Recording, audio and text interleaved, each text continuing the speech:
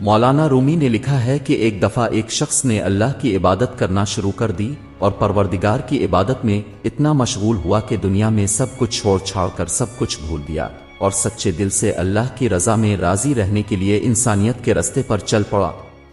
مولانا رومی کہتے ہیں کہ ایک وقت وہ آیا کہ اس کے گھر میں کچھ کھانے کو بھی نہ بچا، اور ہوتے ہوتے وہ وقت بھی آیا کہ گھر باہر سب ختم ہو گیا، اور وہ شخص چلتے ہوئے موت کے انتظار میں گلیاں گھومتا کہ اب پلے تو بچا کچھ نہیں تو انتظار ہی کر سکتا ہوں، اللہ سنبھال لے۔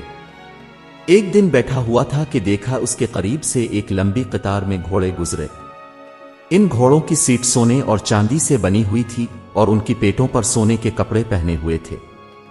ان گھوڑوں پر جو لوگ بیٹھے تھے وہ کسی شاہی گھرانے سے کم نہ لگتے تھے، ان کے سروں پر سونے کی ٹوپیاں تھیں اور ایسے معلوم ہو رہا تھا کوئی بادشاہ جا رہے۔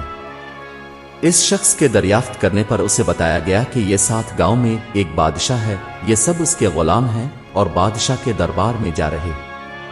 وہ شخص کچھ دیر حیران ہوا کہ یہ حالت غلاموں کی ہے تو بادشاہ کی کیا حالت ہوگی۔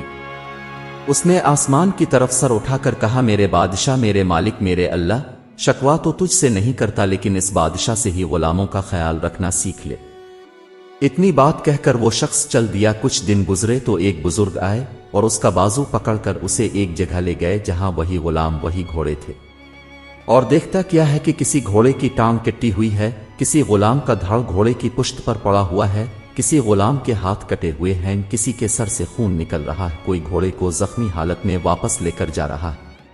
وہ شخص حیران ہوا اور بزرگ سے پوچھا، جناب آپ کون ہیں اور یہ سب کیا ماجرا ہے؟ اس وقت اس بزرگ نے کہا کہ یہ وہی غلام ہیں جو اس دن سونے میں لپٹے ہوئے تھے اور آج یہ ایک جنگ سے واپس آ رہے ہیں، اس لیے ان کی یہ حالت ہے۔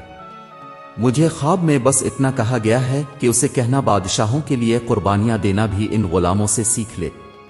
حقیقت میں ہمیں قربانی دینا آیا ہی نہیں، چاہے دین کا معاملہ سیدھا کرنا ہو، رشتہ داروں کا، دنیا کا۔ جس دن ہم قربانی دینا سیکھ لیں گے دین کے لیے، اپنوں کے لیے اور دنیا کے لیے، اس پر توکل کرنا سیکھ لیں گے، اس دن شہنشاہ اللہ رب العزت ہمیں ایسی بادشاہت عطا فرمائے گا جو کبھی نہ ختم ہوگی۔